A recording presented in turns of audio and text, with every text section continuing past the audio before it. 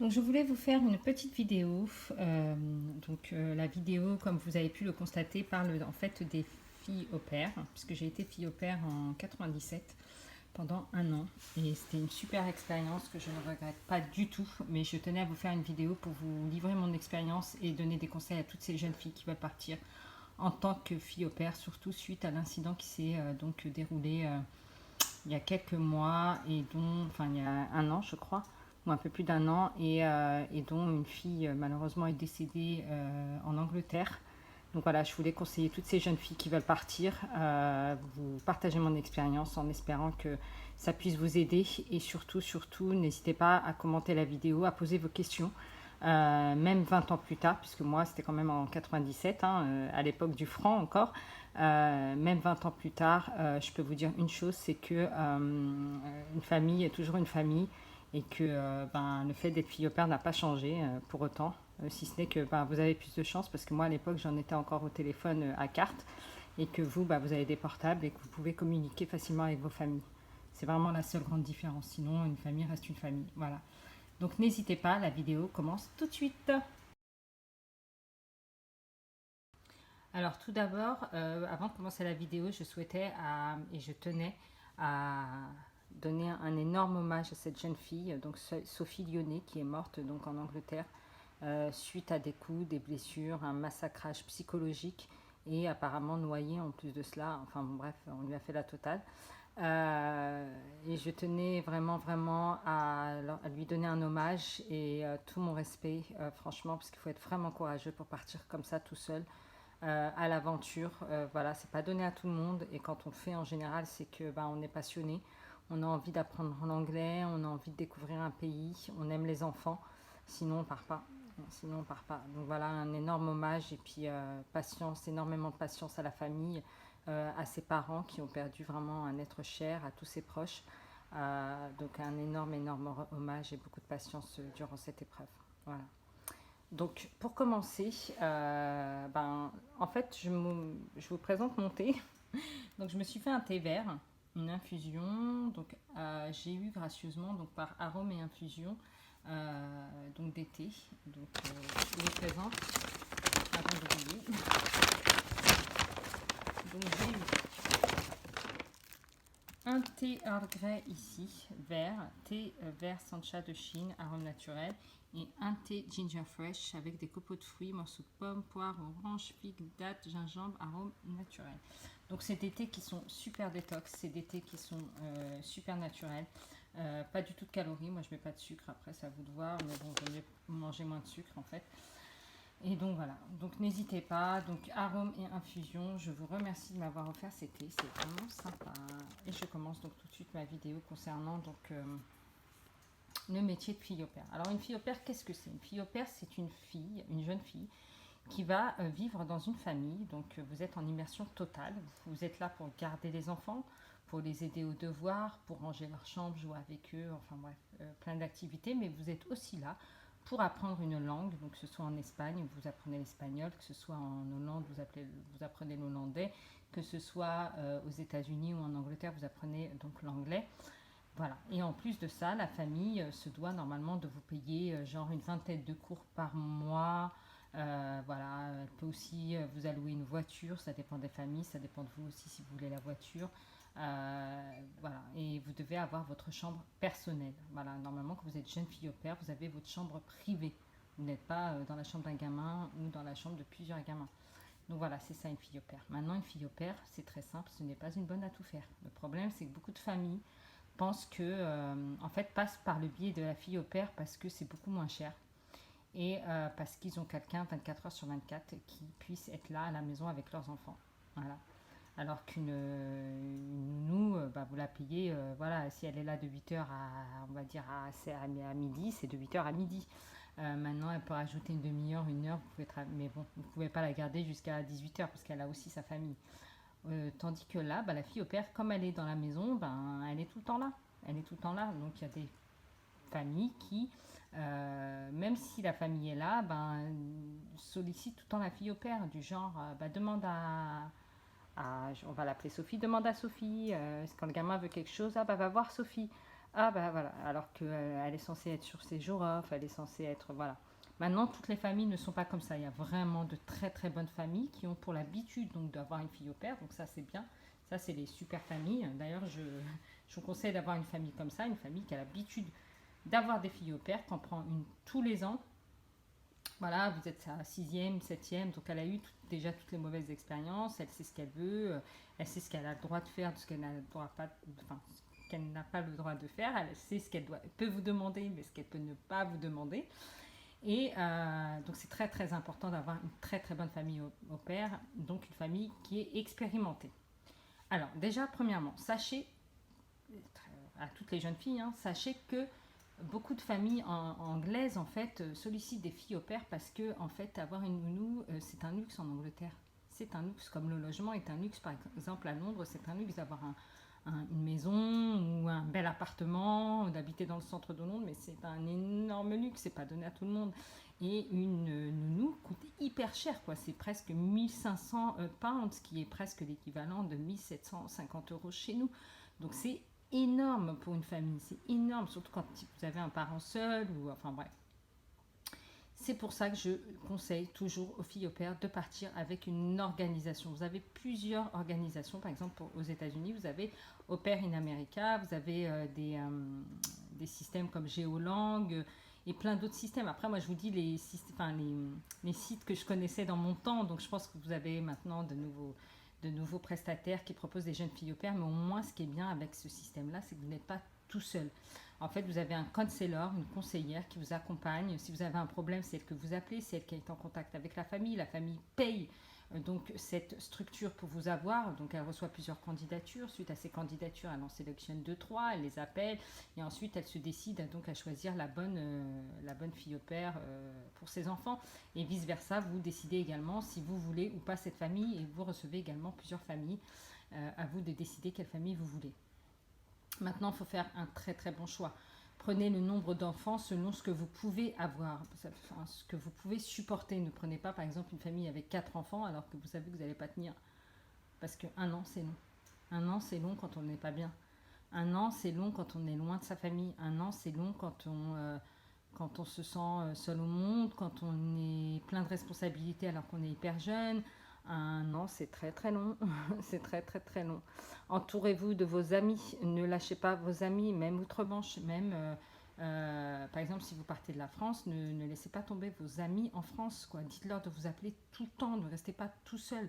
Parce que ça, les familles, elles le sentent quand vous êtes seul. Voilà, il ne faut pas non plus être Rémi sans famille, parce que du coup vous devenez vulnérable pour n'importe quel débile ou n'importe quel taré de la terre, et du coup il se dit bah tiens, elle est toute seule, elle n'a pas trop de famille, il n'y a personne qui l'appelle, tout le monde s'en fout, enfin franchement même si elle disparaît, tout le monde s'en fout quoi. Voilà, on sait que le monde est fou aujourd'hui, on sait que les gens sont difficiles, la psychologie des gens est difficile. Il est très très difficile aujourd'hui de vivre avec quelqu'un ou de supporter quelqu'un, autant pour vous que pour eux.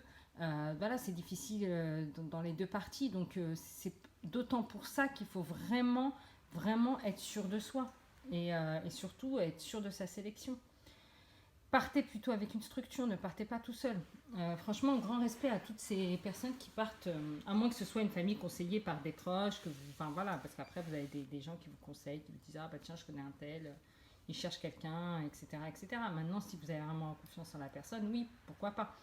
Mais franchement, moi je conseille de partir avec une structure, de rester très proche avec sa famille, ses parents, ses frères et sœurs, ses amis. Gardez des liens. Dites-leur de vous appeler souvent. Dites-leur de montrer qu'ils sont là. Dites-leur de montrer que vous existez, que vous avez de la valeur. C'est très très important. En ce qui concerne mon expérience, moi je suis allée à New York, donc j'ai vécu là-bas pendant un an, donc j'ai été dans une ville franco-américaine, puisque le père était français, la mère était américaine, et franchement j'avais 3 enfants à garder, les enfants étaient adorables. J'avais une ado, une fille de 10 ans je crois, et 9 ans, 10 ans, et le petit qui avait à l'époque 5-6 ans, quoi. Mais ça se passait super bien. J'avais ma chambre toute seule à l'étage, en face de la chambre d'amis, donc il n'y avait personne à l'étage. J'avais ma salle de bain et ma douche incorporées dans la chambre. J'avais mon armoire incorporée dans ma chambre. Donc franchement, au niveau matériel, j'étais trop bien. Au niveau enfant, j'étais trop bien. Les enfants, je m'entendais hyper bien avec eux. À part le petit qui m'écoutait pas trop, voilà, qui me faisait un peu la misère au début, surtout parce qu'il ne me connaissait pas. Mais j'ai su le régler, j'ai su voilà, être là quand il fallait être là. Et je me rappelle d'une fois, il m'a dit I'm gonna dial 911 parce que bah, je l'avais enfermé dans sa chambre et je lui avais dit il n'y a pas de souci, si tu veux le téléphone, tiens, je lui ai même donné le téléphone. Je lui ai dit appelle s'il te plaît, dial 911. Qu'on rigole un petit peu parce qu'ils vont rigoler quand ils vont venir ici. Et j'avais quelques difficultés avec la mère, surtout parce que j'arrivais pas à communiquer avec elle. Elle me parlait pas, elle me demandait jamais si j'allais bien, elle me demandait jamais si j'avais besoin, surtout les premiers mois. Après, ça allait mieux.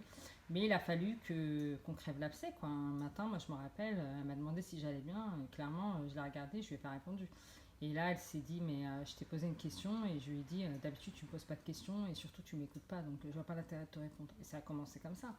Ça a commencé comme ça et depuis ce moment-là, du coup, elle a essayé de m'appeler toute la journée pour essayer de parler avec moi. Moi, je répondais pas au téléphone parce que j'étais déterminée en fait. Là, j'avais décidé que c'était bon, quoi, que j'allais pas la supporter. Surtout que j'avais les gamins en charge et que j'étais responsable du petit qui traversait. En fait, ce qui m'a alertée, c'est quand le gamin traversait la route sans m'écouter et qui me faisait ça, il m'avait fait ça plusieurs fois et que j'avais essayé de lui en parler, et qu'à chaque fois il me disait bah, I don't have time, I don't have time, we'll talk later, I don't have time, yeah, but you need to know. Une fois elle m'a sorti quoi, elle m'a dit bah, c'est toi qui est en charge des gamins, donc tu es censé savoir t'en occuper. En gros, je sais rien faire, quoi. J'ai fait ok, d'accord. Bon bah si c'est comme ça, et c'est là où c'est vraiment je me suis dit bah elle c'est bon. Là, c'était le trop plein, quoi. Mais le père ne parlait pas beaucoup. Le père, je lui en voulais pas du tout parce qu'il était hyper gentil. Franchement, il était hyper adorable. Bon, même elle, hein, elle n'était pas méchante en soi, mais c'est juste qu'elle ne communiquait pas, quoi. Et que pour elle, ben, c'était à moi de s'en occuper. Elle voulait pas en entendre parler, en fait. Même si je m'occupais de tout, moi, je voulais juste qu'elle parle au petit. Qu'il y avait un problème et que ce problème, ben, fallait qu'on le règle ensemble, en fait. Bref, suite à cela, ben, du coup, la conseillère, elle avait appelé la conseillère pour qu'elle soit là. Donc, elle lui avait donné le jour même rendez-vous à 19h. Je ne savais même pas parce qu'à ce moment-là, moi, j'allais sortir. Vu que, en fait, j'étais libre à partir de, en général, 17h30, 18h, 18h30 ou plus tard, dès que le premier parent rentrait. Et ben, donc, elle rentre et puis elle me dit, tu vas où? Et je lui dis, ben, je vais voir mon amie. Et elle me dit, mais tu savais pas qu'il y avait un rendez-vous avec la conseillère? Elle t'a pas appelé? Et je lui dis, bah non, je suis pas au courant. Elle me dit, bah je te le dis, un rendez-vous pour qu'on puisse parler de tout ce qu'on a à se dire, quoi. Et je lui dis, bon, bah ok. Du coup, je suis pas sortie. Et j'ai dit à ma copine de venir genre dans 1h30 et j'attendais que le rendez-vous se termine, en fait. Et suite à ce rendez-vous, on m'a demandé pourquoi je me sentais pas bien, etc. Donc j'ai tout dit. J'ai tout dit. J'ai dit que je pouvais pas parler, que quand je parlais, on m'écoutait pas, que là, clairement, on avait un problème et que c'était un problème au niveau du gamin, que c'était un problème au niveau de la route, que un jour, le gamin, il va avoir un accident et que ben, moi, je vais finir enfermée toute ma vie parce qu'on m'a pas écouté. Donc non, quoi. J'ai pas envie de finir derrière les barreaux ou à cause d'une mauvaise communication. Donc oui, j'ai parlé et oui, ça a changé. Maintenant, ce que j'avais demandé à la conseillère aussi pour être sûre que les choses changent, parce que dans ma tête, j'étais là, la nature revient toujours au galop. Donc j'avais demandé à la conseillère, genre tous les mois, de faire au moins un appel, que j'allais pas décrocher, que j'allais juste laisser tourner la messagerie. Et en fait, de laisser un message et de demander après moi, de dire oui, je voulais juste savoir si Samira allait bien, si tout se passait bien, etc. Pourquoi j'avais demandé cela? C'est pour que, en fait, à chaque fois, c'était comme une mise en garde dans la tête, en fait, que ça fasse Bible dans sa tête à elle, et qu'elle se dise, ouais, faut pas que j'oublie, quoi. Faut que je reste tranquille. Parce que j'avais menacé de partir à cette époque-là. Moi, pour moi, j'allais partir, j'allais pas rester. Dans ces conditions, il était clair que je préfère changer de famille. C'est tout. Comme on change de job aujourd'hui, voilà, quand on n'est pas bien, faut parler, faut dire les choses, faut pas laisser faire jusqu'à ce qu'il y ait un malheur comme ça où la pauvre jeune fille est morte, quoi, est décédée. Et vous savez, ce qui est bien aussi quand vous partez avec une organisation, c'est que vous n'êtes pas seul. Il y a plein de filles au pair, vous vous rencontrez. Déjà, les premiers jours, vous passez un. Je sais qu'aux États-Unis, on a passé des premiers secours pour enfants, pour bébés, pour enfants, etc. Donc il y avait comme un stage où on a tous eu notre certificat de premier secours donc aux États-Unis. On l'avait eu ça, je me rappelle, à l'hôtel Marriott de Newark et de l'aéroport de Newark. Et donc pendant 3 jours, c'était intensif, on s'est connus, etc. Donc on a tissé des liens, on se parlait entre nous. Donc on savait ce qui se passait aussi dans les autres familles. Moi je sais qu'il y avait une fille au père à l'époque, elle me disait que le père l'harcelait le soir. En gros, il voulait avoir des relations sexuelles avec elle, quoi. Donc vous imaginez tout ce qui peut se passer. Il y avait une autre fille aussi, elle pouvait jamais sortir. En fait, elle travaillait 24 heures sur 24. Et quand j'allais la voir, j'allais la chercher. Je lui disais, ma bien, on va faire ça et tout ça. Elle me disait, ben non, en fait, elle m'a appelé, elle m'a dit de préparer le dîner parce qu'elle allait recevoir des gens, etc. En gros, c'était une bonne à tout faire. Mais vraiment, elle était là, H24. Son seul jour de repos, c'était le lundi. Alors que normalement, vous devez avoir au moins le week-end, quoi, samedi, dimanche. Ou à la limite, si vous avez le lundi, vous avez le lundi et le dimanche, ou le lundi et le mardi, enfin bref, 2 jours. 2 jours, il n'y a pas de problème, on peut s'arranger. Je peux comprendre quand les gens travaillent ou ci ou ça, mais pas quand les gens veulent faire la fête. Moi, je suis pas la bonne. Je suis pas là pour préparer les apéritifs de tout le monde. Enfin bon, bref. En tout cas, c'était. Oui, il fallait se battre. Il fallait se battre pour faire sa place. Il y a des familles qui sont très très bien, mais il y a des familles qui sont. En fait, tout ce qu'ils veulent, c'est une bonne, quoi. Ils veulent pas d'une fille au père et ils s'en fichent que vous soyez là pour contempler le monde, pour apprendre des choses. C'était pas leur but, hein. En tout cas, moi, dès que j'ai ouvert ma bouche, j'ai eu droit au cours d'anglais intensif. J'ai passé le TOEFL là-bas. J'ai fait aussi des cours d'espagnol en advance, intermediate et advance. Voilà, elle m'a demandé si je voulais la voiture, mais franchement, à New York, j'avais pas envie de conduire, parce qu'à l'époque, j'avais un permis, mais je venais de l'avoir, je l'avais eu depuis 96, je l'avais depuis un an, donc je me voyais pas conduire là-bas. Et j'avais pas envie d'avoir de problème. Les transports étaient très bien, ça fonctionnait très très bien, donc j'avais pas besoin de ça. Et surtout, surtout, surtout, j'avais une bonne communication. J'avais mes amis qui m'appelaient tout le temps. Mais tout le temps, quand je vous dis tout le temps, tout le temps, tout le temps, tout le temps, à chaque fois, c'était les enfants qui m'emmenaient le téléphone dans la chambre, quoi. Et des fois, le téléphone, il restait dans ma chambre, et du coup, ils venaient chercher le téléphone dans la chambre parce qu'ils en avaient besoin. Voilà, moi, j'avais ma famille, j'avais ma mère qui demandait après moi. Moi, j'appelais souvent aussi. Je dépensais là de l'argent. Je gagnais à l'époque, si mes souvenirs sont bons, 140 euros, 140 dollars par semaine. Tous les vendredis, on était payés. Et dans ces 140 dollars, sachez qu'il y avait au moins 30 dollars par semaine qui passaient dans le téléphone, quoi. Ah oui, oui, oui. Moi, ils savaient très bien que j'étais pas toute seule. Quoi qu'il arrive, ils savaient tous que j'étais pas seule. J'avais une grande famille. J'avais une grande famille, j'avais plein d'amis. D'ailleurs, elle me l'a reproché ça. Elle m'a dit, enfin, elle m'a pas reproché d'avoir une famille, mais elle m'a reproché en fait de trop sortir, etc.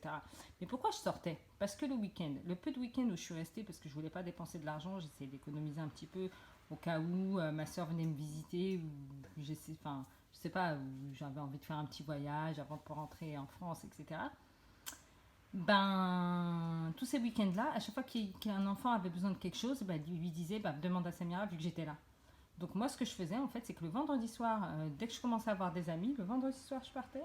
Je rentrais que le dimanche soir. C'est tout. Non, non, non, il était hors de question que je passe ma vie, surtout les week-ends. Voilà, quand vous êtes off, vous êtes off. On n'est pas censé être dérangé. Je veux bien être dérangé de temps en temps, mais quand c'est tout le temps, c'est pesant, quoi. Ah non, non, non, moi je voulais, c'est bon. Déconnexion, quoi. J'ai 20 ans, j'ai pas 40 ans pour m'occuper. Et puis c'est pas mes gamins, c'est pas la même chose. C'est pas mes enfants, c'est vos enfants. Je sais pas, vous faites des enfants, il faut vous en occuper. C'est bien d'avoir de l'argent et tout, de pouvoir se payer des nounous, mais je sais pas, quand on fait des gamins, regardez, aujourd'hui j'en ai, ben, je m'en occupe quand je peux. Voilà. Donc voilà, donc si j'ai des conseils à donner, franchement, partez avec une organisation, gardez des liens, famille, amis, demandez à ce que les gens vous appellent tout le temps, même si on vous confisque le téléphone. Bah, au bout d'un moment, les gens vont se dire que c'est pas normal qu'il y a un problème, donc ils vont alerter les autorités. Maintenant, ce qui s'est passé avec cette jeune fille, combien même cette nana, elle m'aurait enfermée, combien même elle m'aurait pris ça ou ça. Bon, déjà, moi, je me serais battue avec elle. Clairement, je sais pas que je suis sauvage, je suis pas une sauvage, mais je sais que je me serais pas laissé faire. Moi, au début, j'aurais observé, je me serais dit, mais attends, jusqu'où elle veut aller, jusqu'où elle veut aller. Mais je sais que mon esprit aurait attendu jusqu'à un point de non-retour. Ça veut dire jusqu'au point où je sais que j'ai plus rien à perdre. Et là, franchement, mais c'est pas possible. Mais non, non, non, non, c'est pas possible. Et moi, bien avant, je pense qu'elle aurait abandonné. Je pense que les gens comme ça, ils savent très bien sur qui s'acharner. Ils n'auraient pas pris quelqu'un, une forte tête ou quelqu'un qui aurait été vif d'esprit. Parce que moi, je serais sortie par la fenêtre. Je m'en fiche de mon passeport à laquelle garder. Franchement, vous sortez par la fenêtre, vous allez à l'ambassade de France, c'est bon. On appelle vos parents viennent vous chercher ou on vous donne un laissez-passer pour rentrer chez vous. Mais on reste pas comme ça tout seul à pleurer. Oui, vous pleurez, c'est normal d'être triste, c'est normal d'avoir peur, c'est normal, c'est tout à fait normal. Vous êtes tout seul et tout ça, vous êtes jeune, vous comprenez pas, c'est un rêve quelque part qui se brise. Peut-être que vous culpabilisez, mais il faut pas culpabiliser. La vie, elle est faite comme ça. Il y a des cons partout, il y a des gens méchants partout, il y a des gens pas bien partout, il y a des gens qui sont intéressés partout, c'est comme ça. On n'est pas dans le monde des bisounours. Et du coup,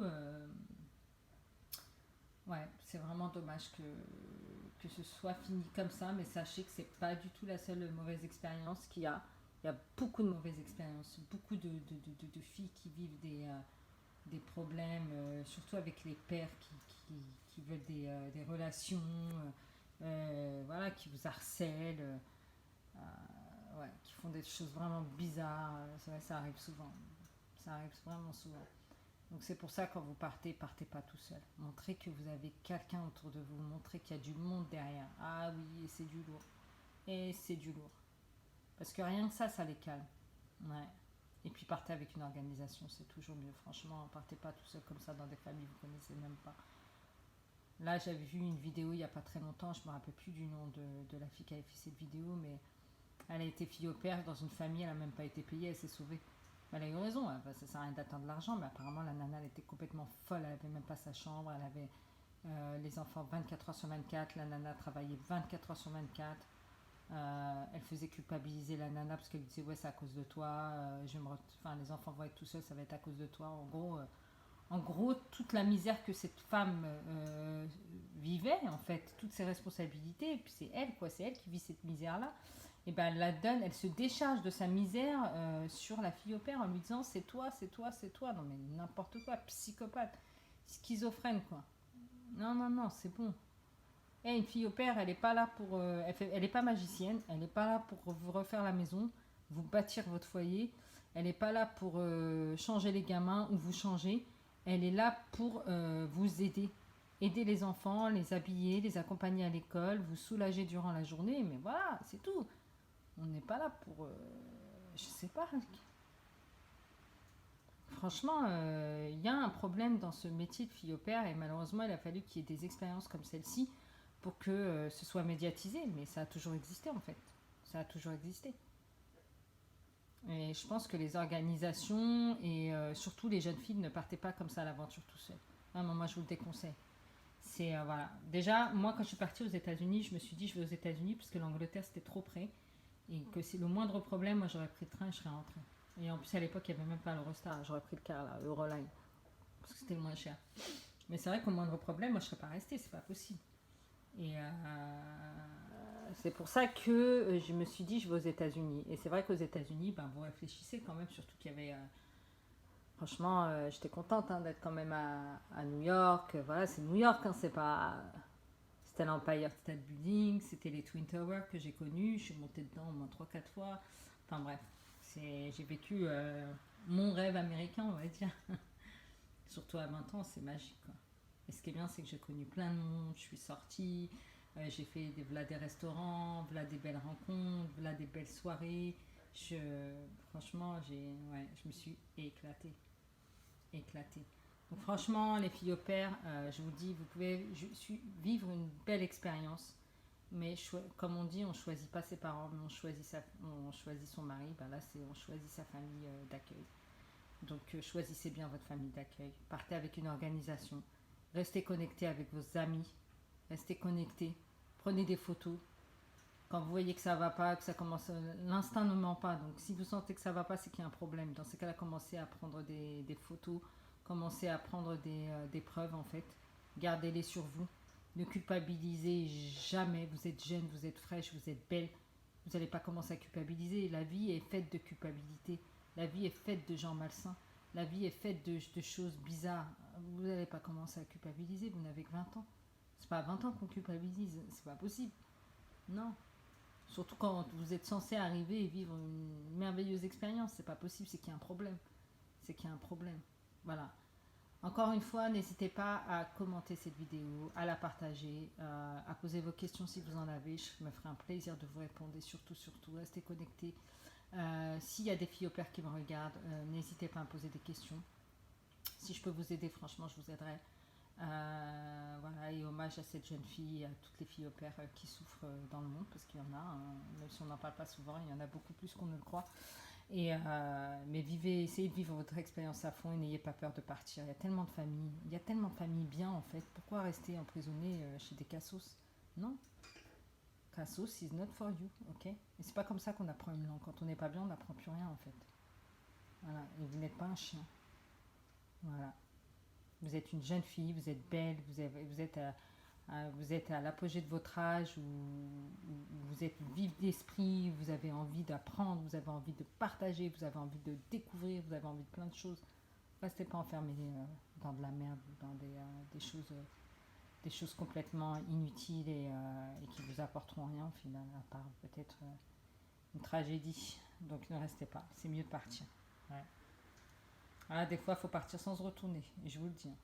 Et franchement, dans ces cas-là, oui. Et surtout, donnez toujours l'adresse où vous êtes à vos parents ou à vos meilleurs amis. En tout cas, donnez toujours, toujours, toujours. Partez pas comme ça tout seul. Comment on peut aller chez une famille, ne rien laisser comme coordonnées? Par exemple, j'avais vu ça aussi une fois. Il n'y avait personne qui sait où vous êtes. C'est pas possible. C'est pas possible. Moi, je sais que si ma fille demain veut partir, bah, je l'accompagnerai même. Comme ça, ils savent que je suis là. Ah non, non, non. Ah oui, elle a une famille. Et si je ne l'accompagne pas tout de suite, je lui dirai vas-y, mais appelle-moi et montre-moi. Et déjà, je le verrai tout de suite. Je parlerai aux parents, je sais pas. Et puis, je viendrai lui rendre visite de temps en temps. Et je verrai très vite s'il y a quelque chose de bizarre. Et si je le vois, mais elle se casse. Il n'y a même pas de oui, merci, on s'en fout de l'argent. On n'est pas là pour leurs $140 ou $150, on s'en fout. L'argent, ça fait pas tout. Hein. Surtout quand ça va pas, l'argent, ça paye pas la dépression après. Hein. Ça paye pas le psychologue. Hein. Quand on sait combien ça coûte à psy, les médicaments et tout ce qui va avec, non. Allez, bon courage les filles. Bon, j'arrête de parler. N'hésitez pas à partager cette vidéo, à rester connecté, ça me fera un grand, grand, grand plaisir. Et voilà, donc j'ai même pas encore bu une goutte de thé. J'ai laissé infuser, ça fait une demi-heure que je vous parle, donc ça fait, ouais. Bon, allez, big up les filles. Ciao, ciao.